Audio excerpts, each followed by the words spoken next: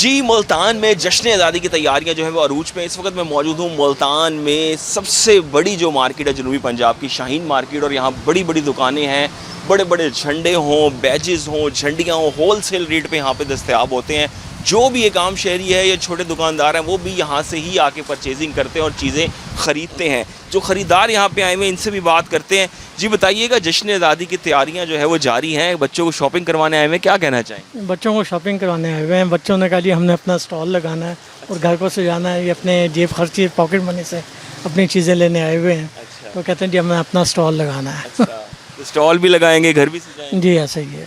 بچوں کو لے کے آنا اور شاپنگ کروانا کس طرح سے لگتا ہے اور کیسے بتا رہے ہیں بچوں کو؟ کے اندر شعوری کی بات ہے کہ ایک ایونٹ ہے جس پہ ہم جشن آزادی کا اس میں ہم منایا کرتے ہیں، لیکن اس میں ہم نے ملک اور قوم کی خدمت کے بارے میں ان کو شعور دینا ہوتا ہے.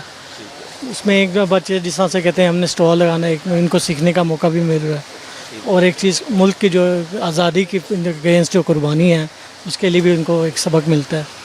جی بالکل، آزادی کا سبق بھی بچوں کو دینا ہوتا ہے. جی بتائیے گا، آپ نے کیا کیا چیزیں خریدی ہیں؟ سب آپ نے بتانا ہے، بتائیے گا. ابھی لے رہے ہیں. اچھا، اور کیا کیا لے لیا ابھی جھنڈے لے لیے ہیں. اچھا، پینٹ یہ بھی لے لیے اور پینٹ بھی لے لیے. پینٹ بھی لے لیے. اور کیا کیا لے رہے ہیں؟ ابھی کیا کیا لینا ہے؟ ابھی ماسک وغیرہ لینے ہیں. اچھا، بیج لینے ہیں.